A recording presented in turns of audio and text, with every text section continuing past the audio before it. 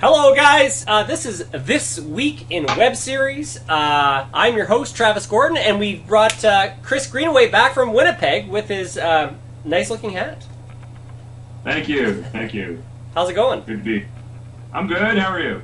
Good. Good. Things are good. So we've got some topics today. Do you want? Let's start with. There's 3 web series festivals where you can submit your web series. The first one being Hollyweb, the second one being IAWTV Awards, and the third is the Streamies. Let's just go over each one and I guess say the positives and the negatives. If you're a web series producer out there and you're thinking about, submitting to 1, 2, or 3 of them. Chris, your voice is cutting in and out. Oh, it should be good, I think, because it's being captured by the webcam. But Okay. Yeah, so we're just going to go over the 3 web series festivals, Okay. the good and the bad. Let's start with Hollyweb. Do you know about them? Very little other than their name. Apparently, they're in Hollywood. That's about as much as I know. Okay. I've submitted Spell Fury to Hollyweb. The judges for the last one, I guess it would be 2012 ones, or it would be 2011, I'm not sure. But the judges were actually people who have worked in Hollywood, that have, the guy who produced, I guess, Teen Wolf. There's a few that I'd recognized, but it seemed like there's actually people who, potentially would be able to judge stuff. They're not going to really have favorites. They're just going to pick what they like. And I don't know, they had credibility, I guess. My take on that is that those are people who have never produced anything on the web in their life, and that kind of says to me, what they're only going to be looking for TV pilots. So I don't think that that's something I'd be a fan of personally, because that's not what I do. True. That's a good point. Now, negatives. I wish actually they had a better website. Their website seemed a titch cheesy, like a little old. I wish they updated it or made it better. It doesn't seem that. Cities quality here, or what's that? Are we talking like GeoCities or? No, it's not that bad. It's not that bad, but the Streamies one is pretty slick, and I think the IAWTV one is pretty slick too. For websites, it's probably the bottom of the 3. Okay. So I wish that they could maybe spruce that up a bit. Okay. But I've never submitted to that web series before, that festival before. So I'm just sort of excited to see how things go, and I hope Spell Fury gets nominated, but we'll see. All right, best of luck to you. Thank you very much. Now let's move on to IAWTV Awards. The good and the bad. Oh boy, how long is this video? Honestly, the good is it's an award. It's in Vegas at CES. That's so cool. If you're nominated and you go down there, that's a big place to be. It doesn't cost you that much to get there. It doesn't cost that much to stay there compared to if it was in LA and you'd have to pay twice as much to fly there and twice as much to stay in a hotel there. So the convenience of it is very good. There's a lot of industry pros that will be there at CES. So there is that. I mean, we've discussed all that before, and as upsides to it. Okay, and the bad? A lot of it is just the dealing with the cliquish nature of the IAWTV. Basically, they've made it fair. They made it fairly clear during the last awards that if you're not part of their clique and you're not in LA or New York, you're not going to get a second look from them. And because the mixer crowd pretty much swept last year, and there's nothing to indicate that won't happen this year. So, I mean, you might get a nomination, but I don't believe that it's worth one's time and money in terms of how much it costs. Right. Yeah, that's been sort of the knock, is that it's like a little club, and if they don't really know you, they're not going to vote for you. They'll vote for their friends. And they're not going to shake your hand. They're not going to say, they're not going to be overly welcoming. They'll be polite, but that's about as far as it'll go. Right. And it's judged by the actual members, so there's no... Yeah, that's another problem I have with it, is it's the self-nomination model. But we've discussed this ad nauseum in the past. Right. Oh, if you don't submit yourself, you don't have a chance. No, the truth is they already know who they're going to vote for before they even start. So that doesn't matter. But that's their excuse. So and so didn't submit, and that's how big shows like League of Extraordinary Dancers got completely ignored. Things like that. I mean, things that would not have been ignored otherwise. Okay, and then how about the streamings? The good and the bad. We've been through this before. The last one set the industry back years. It was that bad. But the biggest problems with the streamies in the previous two attempts at it were the fact that they were trying to mix a non-profit organization, which was the IAW TV was part of the last two, and in corroboration with the streamies. And so Tube Filter, which is for-profit, and Streamings, which are also for-profit, were mixed with a supposed non-profit organization.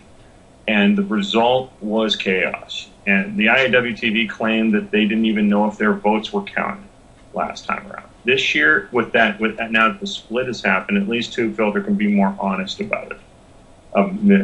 That at least is a positive. You know that going in. It's apparently going to be big, but the last one was big, but look at the train wreck it was. Now they've partnered up with Dick Clark Productions? Yes. That seems to be in limbo for no other reason than DCP has been for sale since Dick died. Oh, okay. And so that's a level of instability that affects everything from the American Music Awards on down. And that's something that I'm sure Tube Filter is keeping very close eye on, just in case, a new regime. If the thing gets bought a month before they start and decides to come loose, they'll be in deep trouble. So clearly, I think that's a big reason why they started the process so early, was so they could land sponsors and be in a position where they can't be cut loose if a new regime happens.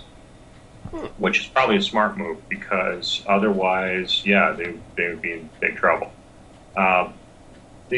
So now the question is, what are they going to do with it? Is it just going to be streamed live like the previous two, or are they trying to get a television deal? Now, we don't know that. We've had a precious little information from this event so far. So there's very little to really judge right now on. Right. Yeah, you're right. There isn't much information. So the bad, of course, was the last one was such a joke that those awards mean nothing now. If you want an award at the biggest train wreck of all time, it's not one that you're going to put up on your mantle. You're probably going to put it in your closet. That's the kind of thing that I don't know. They have a lot to make up for, and they have a lot of fence mending to do, and it's more. I think, in my opinion, personally, it's more of a I'll believe it when I see it, because it's been so long. Right. Oh, now one thing we could talk about is the price. What's the price to enter? I know Hollywood Web is $50 for a short form, so a web series with episodes. $60 for long form. So if you had a half an hour episode, or an hour or some bigger piece, it's $60. Yeah. IAW TV Awards, do you know what the price is for that? Last year, I believe it was $80, but then it was slashed. If you were a member, if you're a non-member, you pay through the nose. If you're a member, you still pay, but you pay a little bit less. Okay. I don't remember what it was offhand. I believe it was like $50 but for members. For members, right? And then maybe 85 or 90 but then it was trimmed down for multiple categories, like $10 each. Right. That's right. And I guess the most expensive would be the Streamies at $125 for one category, and then I forget what it is after that, but I know $400 you can submit as much as you want to any category. It's still cheaper than the Webbies, but it's the most expensive of these three. Right. Yeah, I always found the Webbies. I never wanted to get involved with them just because they were so pricey. Webbies are if you A, have a lot of money, and B, are very serious about getting exposure on YouTube. Because I remember a time when the Webbies were presented on YouTube. Really? And it actually was a big event on YouTube at one time. I don't know if it is now because I'm on YouTube every day and I didn't get bombarded with it last year. Oh, so okay. obviously the Webbies have moved away from YouTube. But there was a time when it was a good idea. Like it could put you on the map if you had a good run with them. But Sure. today, nah, I don't know if it's worth the money. Okay. Now, let's go on to... we're going to review a web series Okay. every episode from now on. Okay. And how we're going to find those web series? We're going to look at our subscribers. I looked through... I think we don't have many on this new channel. This week in... Oh, sorry, it's Web Series Chat, I believe, is our YouTube channel where we put these. I also put this on T-Bone Pearson as well, just to get exposure. But I may start just releasing these on the Web Series Chat channel. But yeah, so I looked through and I picked one, and I sent the link to Chris, and it's called Supertwins. And we'll say the good and the bad. Let's... Chris, what did you think? The first thing that went through my mind was Minus the Masks. I thought it looked like a parody of the Wonder Twins from the old Super Friends show. Right. That's still on Teletoon Retro in Canada. If you're up later at night, you'll see what I'm talking about. Now, Super Friends was like Batman, Superman, Wonder Woman, all came together, and it was the DC universe. And it was for smaller kids. It was very family friendly. And what they did was they made up two characters that weren't actually in DC. They just made them for the show. They were dressed in purple and a little cheesy. And they said Wonder Twins. And there was a monkey. They had a monkey.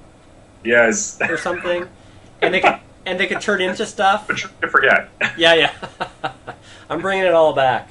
But yeah, like you said, it's a parody of I think the twins. That's how it felt when I was watching it. Mm-hmm. So what did you like about it? I thought it was cute. I liked the special effects for it. Reminded me of some other stuff of some guys I know in England that do just simply special effects for the sake of special effects. So he doesn't really do a series, but that's how it felt like. But he does the same kind of comic book style and green screening. I was impressed with that. I thought it was cute. I thought the cheesiness of it added to its charm, and that works for me, as everyone knows. That's my style. So right, I enjoyed it as well. It was cheesy and fun. They in the episode that I sent Chris, there's a guy and a girl, and I guess they're twins, and one of them gets shrunk down, and she's put in a jar, and it's quite well done, and funny. It's a funny show. There's some. It's cute. So you're smiling while you watch it. I found. Yeah. Now, what about any constructive criticism of the show? Hard to say. It follows the old-fashioned superhero cliches very well, and whatnot. So I can't really. There's not much I can really say about it that is wrong based on its genre. So I'm not really gonna rag on anything else because if you're not a fan of the superhero genre, you're probably not going to get it. You're not going to get into it very easily. But that's really the worst thing I can say about it. Yeah, it's a niche, I guess, audience. Yeah. But I guess a lot of web series are really. Pretty much. Yeah, I don't have too much I could say to knock it. I thought it was really good. Just like a visual effects thing, which is like just a little tiny thing. But I know when she was put into the jar, she was lit really bright, and the scene was in a sort of a dark, I think, office. So she didn't really match the lighting to the office, but that's. But even if she was really in that jar, there would have been a light on her anyway, because that's what they do in darkness scenes anyway. Is they'll put a light on the person, even when they're supposedly in darkness. Sure, yeah. But yeah, that's about it. I thought the effects were fun, and I'm not a big superhero fan. Personally, I'm kind of burned out on it after the summer of superheroes. So for me, it was kind of like, oh, not another superhero show. But it got the job done. And if you're a fan of the genre, if you're a comic book guy, you'll really like it. Mm-hmm. And we're going to put the link underneath the video on YouTube, so you can click it, watch it, and then give us your feedback. Did you like it? Did you hate it? What's constructive criticism for it? No, I think they haven't released an episode in about 6 months. Really? Okay. So hopefully they keep making them. But we'll see how it goes. So yeah, let us know what you guys think. Sure. Now I just have one more thing on my list, which is we're making a new website for Spell Fury. When we first started the series, before I had any footage, I created a fantasy type website at spellfury.com, and now I'm building a new one. So have you thought of doing like a website for your stuff, Chris? I'm always trying. I'm always trying to, but I'm slowly working on a Tumblr site right now, just for various stuff. Like I make, I believe it's chadmedia.tumblr.com, which is I make memes basically there. Like I'll put pictures up more than anything. Sometimes I'll post a new video when I have one, but you'll see me doing my parody demotivational posters, things like that. Those Willy Wonka memes that have become popular on Facebook, with the really condescending Willy Wonka, Okay. that kind of thing. The Gene Wilder Willy Wonka. Yeah, the good one. That one. The good one. The good one. Yeah, I love that film. Things like that. Like, the stuff you'll find on George Takei's Facebook page. Right. Yeah. That kind of stuff. So. But aside from that, I don't know how to do that. Like I'm still trying to get I have a partner page with Machinima, and I still haven't been able to make a quality.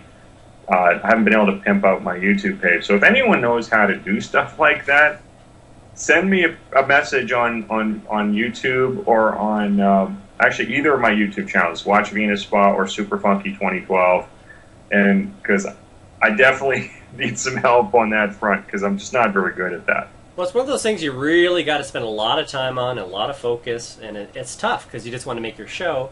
Yeah. But I'm at the point now where I just want to make a bitchin' site. Like this, I haven't done one. The one I did on Spellfury was probably late 2008. Okay. Yeah, like I've been looking at other web series sites, like Watch the Guild and other sort of bigger shows, their websites. Just trying to think of how I'm going to do it. I like what Watch the Guild, well the Guild, what they did, where as soon as you get to their homepage, you don't have to leave there. You can start watching their videos. Season 1, Season 2, Season 3, I think up to 5 are at the bottom. You click them, and then you can it doesn't have to reload the page. It just reloads the video when you click on them. Yeah. And I think that's what I want on my website. Right now, you actually have to go to click episodes and then actually go to a different page to watch the episode. I don't think that's very efficient. I just want one that's attractive to advertisers, personally. I want something that businesses can see, and that's a pro doing this, and this is it's mostly for business purposes, not necessarily. So what the Guild has is just so gigantic. I'm sure the budget to maintain that site annually is bigger than any of my super series has put together. I mean, that's such a massive undertaking, and you do need to actually hire someone and pay a salary to them probably to maintain the whole thing, troubleshoot it on a regular basis, and handle the massive community involved in it. Sure. Those are huge undertakings. Well, it looked like they'd hired a company to do it. Yeah. It wasn't. And they probably hire a tech person to handle all the other stuff on the day-to-day operations of it. Mm-hmm. Because that's so big that you probably have to. Yeah. Yeah. Now, so I'm done everything on my list. Is there anything you want to talk about? I know you mentioned, what is it, the web series one where they give you $10,000? Make my series. Make My Series seems to be ongoing. The top 10 is going to be announced on November 1st. The nomination process ends on October 1st, so less than a month away. If you're not in now, you have less than a month to do it. And they're going to give $10,000 to the winner. Apparently, they're still fundraising for that, but they're doing so it's a contest. It's a little bit like Celebrate the Web, except it seems to be on a bigger scale. There's the audience votes, and then there's the judges voting. You can buy your way onto the judging panel by donating $100 to the project. So there's a lot of videos on there, but I have a few pet peeves about the thing myself, but I'll get into that in a minute. But the basic gist is you submit, you pay, I believe it's $20 to get or that's the suggested donation to this thing, because everything in terms of raising the money is being done through Indiegogo for this contest, and one of the perks is $100 or more and you're on the judging panel and things like that. But yeah, you make your submission and then you promote it to your fans, I guess, and get them to vote to give you a chance at winning through the fans. Now, it seems a little jumbled because there's a judging panel and the vote. Okay. That's really the gist of it. MakeMySeries.com is the website, so you can check it out and come to your own conclusion, decide whether you want to do it or not. It's right there. I personally don't like any type of contests, just because I find sometimes you're wasting a lot of time and getting your fans to do something and you're going to lose, and there's only one winner, and it's like, shouldn't that time be better spent put into your web series? That's me personally. I don't like to... I like it better when there's more prizes. Let's say a top 5 or a top 10 get something. Sure. That I would be okay with, because the thing with these contests is the people that make them have a preference for what they want to put money into or give something to. Celebrate the Web is a classic example of that. They've already made up their mind before they even start what the kind of show that's going to win. Okay. Everything else is what everyone else is not going to be considered. The only thing they have a chance at is the fan vote, which always seems to be treated like the redheaded stepchild by them. Now, with this one, it seems to be two-tier as well. My feeling on it is that if going in, most of these places are only going to be wanting things like television pilots. That's what they want it to look. They want it to look like one. They want it to be almost as long as one. Things like that. And it's just not, for me, it's not worth it, especially when you look at, let's say, I don't want to hammer too much on Celebrate the Web, but really it is the contest where web series go to die. Only one has had multiple episodes in the entire history of the project. Oh, okay. No winner has done anything. Did you ever see second episode of Pick a Winner? Really, have we seen an episode 2 of any of them, except for that there was one that did 2 or 3 more, but one out of how many winners? They've had 6 Celebrate the Webs, 12 winners counting all the fan vote winners or the audience choice winners, and only one seen the light of day. So you always have to remember that when you enter these contests, is do you actually want to make this into a show? If you don't do it. That's my advice to you. Don't waste your time and energy on something that you have no interest in continuing if it loses. Because really, is a handful of judges really your viewership? Really, honestly. Let's say, 6 to 8 panelists on any given judging panel. If those people are watching your show, what if they're the only ones? Are you going to be a successful show if that's the case? No, of course not. That's 8 views at best. So, you just, I don't know what to say other than If it's a creative exercise for you and you're just having fun, go for it. You got nothing venture, nothing gain. But as long as you know going in what it's going to be like and whatnot, but be prepared to follow through, because I'm getting a little tired of watching projects get done and then never happening again. Right.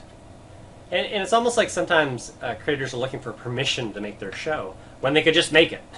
Just make the show. You know what? I've never seen a green light in my face in my life, except in traffic. Sure. No one would have ever greenlit Venus Spa. No one would have ever greenlit the other stuff that I do. And you know what? I don't care. Right. I'm going to do it because I think there's an audience for it, and I'm going to build it and try to build an audience for it, and find that audience. And you know what? I don't need anyone's permission to make a show. You don't need anyone's permission. You guys don't need anyone's permission. That's right. Look before you jump. Do some research on what you want to do and do it properly, but no one's stopping you. So these contests, you lose the contest and you still believe in the project, just do it. Do it. Go make it. And then find your audience, and then if there's money in it down the road, great. If not, well, there'll be another try. You'll have another chance. What I guess I see from something like that is they don't love the show they're making. Like, if I didn't love Spell Fury, I wouldn't be making it anymore. That is, loving what you do is such a lost art in our space. Right. It really is. My take on it is this: I don't care how much skill you have. I don't care what film school you went to. I don't care if you trained under Spielberg. If you don't love what you do, you're not going to be very good at it. It's going to be very hollow. It's going to be soulless. There's going to be something missing. And if you don't have a love for it, it's going to show. Yeah. People are going to see, oh, those are gorgeous shots. But once they get past that, they love that in Hollywood. But they're not actually watching your show. An audience will see the difference. Yeah. They'll see whether you have any soul or not, whether you have they aren't going to really care about the budget all that much. Real viewers in any business aren't going to be talking about the writing, about how great that writing was. The next time I see that will be the first time. Things like that. They want to see if you put some care into it. If the characters have to have some feel to them. Those are things that are important, and if you love what you're doing, that's going to show. Like, I can tell that Travis loves Mumsy when I watch Spell. He doesn't even have to tell me. I don't even have to look at his face. I can see it when I see Mumsy in action. I can tell when things are something came out of it. Someone really liked what they were doing. You can tell if someone loves a certain character or likes a certain thing on screen. Those things have to be evident. If it's 100% sent off, if you barely even put your name on it, that's going to show. And 100 whoosh effects aren't going to save you. You got to put something behind it. And as long as you do that, you know what? Someone's gonna like it, but you have to love it first. Eventually, you got to have some skill with it. But I've seen people with all the skill in the world and make the most empty pieces of hot air I've ever seen. So, meanwhile, guys with no budget at all and just crap, like their monsters clearly have masks with strings on them, but they're having so much fun making that movie that I can't help but get into it. Right. And two, I guess it comes down to, you can't quit. If you love it and you don't quit, then an audience goes, oh, okay, the creator loves his show, and he's not quitting, and he's growing as an artist. I want to watch this guy. And because... Don't quit in mid-season. You certainly don't quit in mid-season. If you want to end it after one season, that's fine. Because eventually, after your season's over, or in my case with Venus, it's in semi-retirement, really. meaning it'll be back in pieces. But the old formats of Venus are probably done because eventually your cast moves away or your family starts becoming more important, and things that take you away from shooting something can eventually end your show.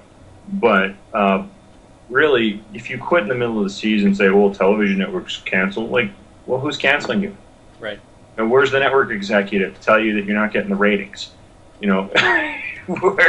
Where is that? I mean, if you say you're running out of money, okay, that's not stupidity, that's not arrogance, that's life. Right. But you got to be, but you have to prep for that early on. I guess that's probably the best thing I can say about that. But to just up and quit just because, when we saw, what was that show, Solo, that up and quit? Oh yeah.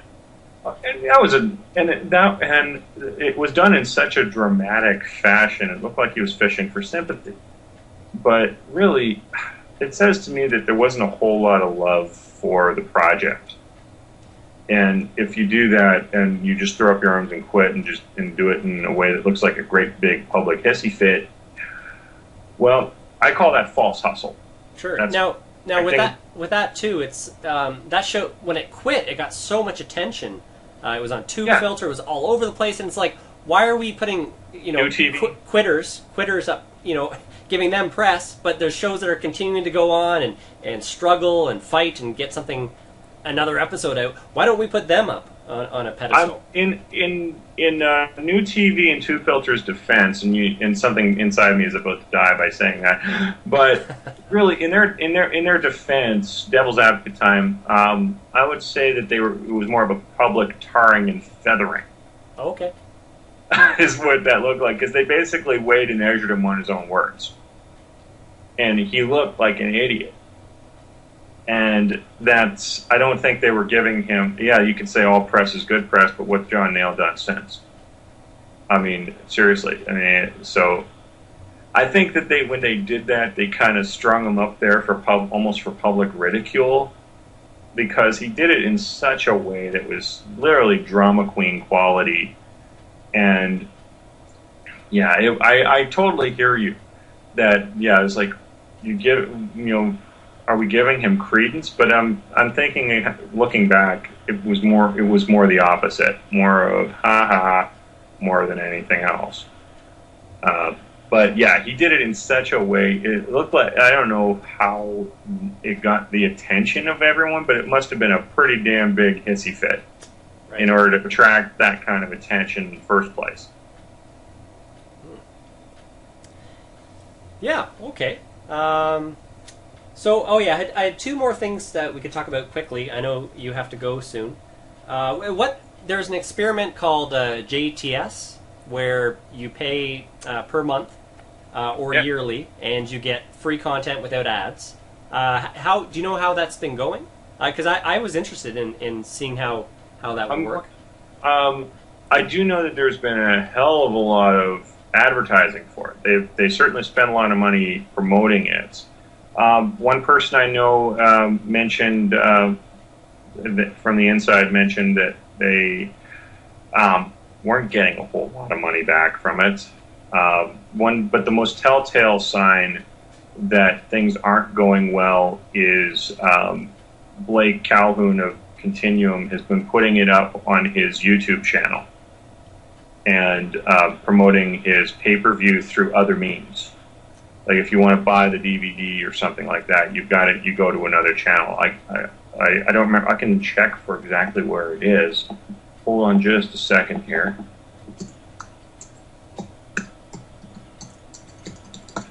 Okay, Continuum. Continuum, the series. It just had a season finale, actually. Okay. Hold on. Actually, that's not what I wanted.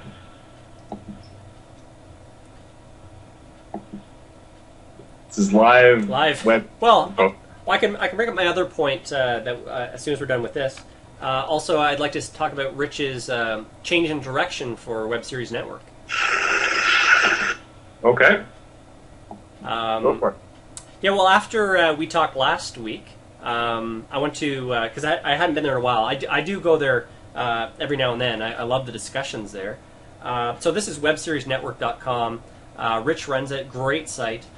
We've had him on the show before. Yes, we have. And, very fun conversation. Oh yeah, he's great. He's changed it from sort of a web series community site, but there still is a community there, to more of a web series tool where there's lighting tips and pieces on that. He just did a camera angles tutorial. Okay. Telling you what the shot is, what it's called, and then showing you the shot. Okay, that's cool. Just in bold lettering, like wide shot, and then showing you a wide shot. Mm-hmm. Literally, it literally is shooting for dummies. Like if you're new to shooting, if you're new to making projects of any kind other than blogging, these are great for you. And I learned a few things watching it too, and I've been doing it for years. So he did a really good job with it. He used everything's high quality. He make sure you know the terminology just by making sure it's right there on screen for you to see. It's very comprehensive, and I was very impressed. Yeah, no, I like it. I like the site. And I found our info here. Okay. For Continuum, the season can now be available. It says you can watch season 1 played back to back like a movie via video on demand on our website at watchcontinuum.com. Currently, it's available for a rental of $3.99, but it's on their website, not on Just the Story. They were promoted heavily as a big part of Just the Story when they joined them, JTS, and that's very telling to me. It says to me that there's not a lot of money being made at JTS. Well, one point I think you brought up is what they really need is they need a big show there, like with a star, just to bring in the audience. What they need is a big name with a fan base, like someone that can actually drive sales.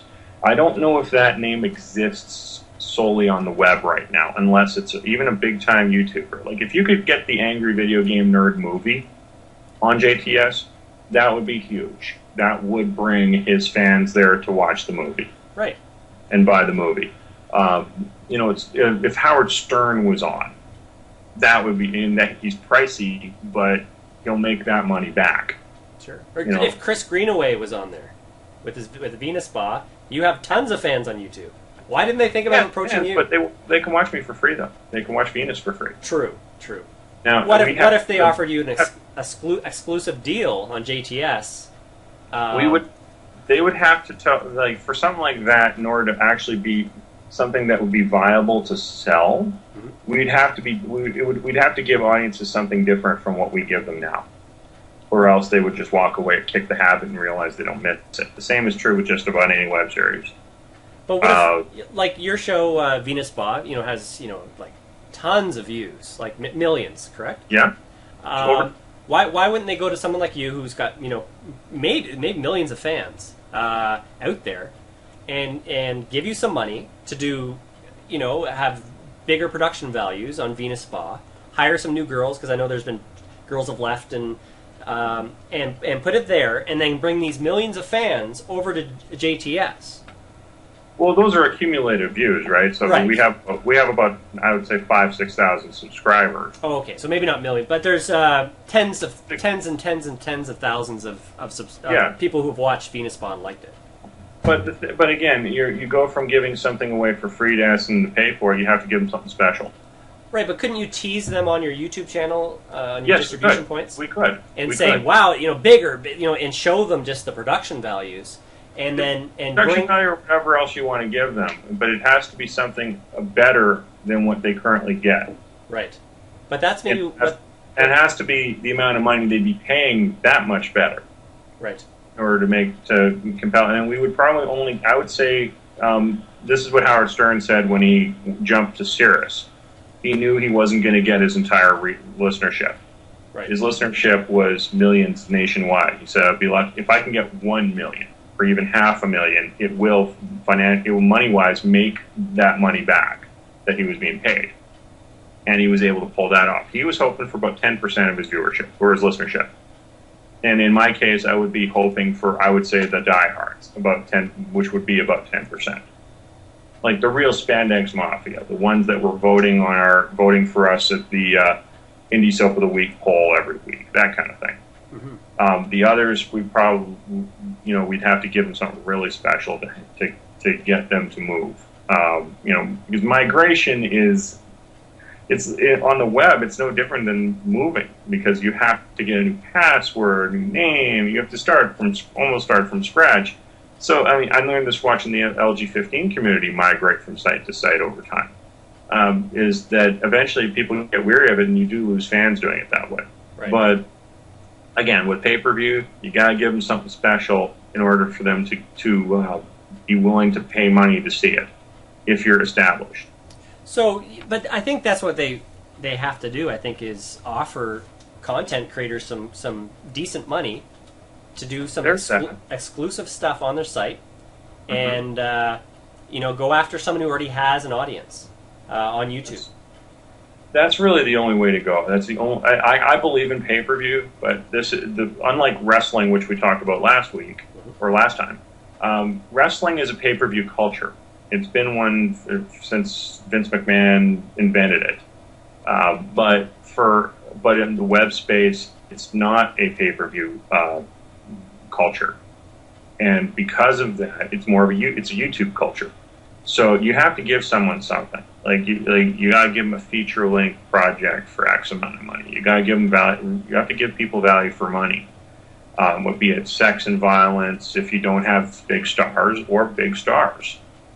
And if you can't accomplish either of those things, you're selling the story, which is what they're doing with their advertising. But selling the story isn't good enough when you're doing something that is an almost completely untested business model.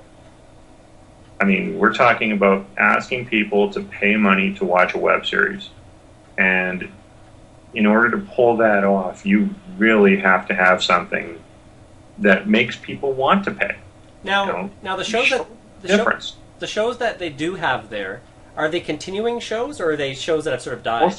Most of them are older shows. Only Continuum really was the only name that I knew that I recognized right away that was a new series. Okay.